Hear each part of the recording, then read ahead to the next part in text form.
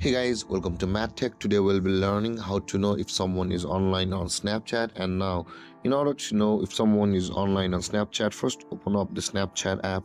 And to do this, guys, you will be required to text someone. So to do that, at the bottom of the screen, you can see a bunch of options. Tap on the messaging option, and over here, let's message someone and let's send it, and let's go back. And here it says, guys, it was delivered just now. But to know if they are online or not on Snapchat, you can see the open option available for us will be so below this friend where it says open, that's 9 months ago.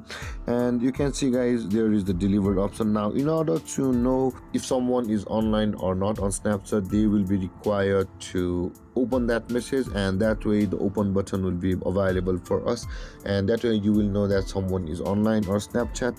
Or you can just open their account, go to their profile, and on the Bitmoji icon, guys, at the left side of the screen, the small one, there will be a small green icon available for us if that contact was online on Snapchat. And there is, this is how to know if someone is online on Snapchat.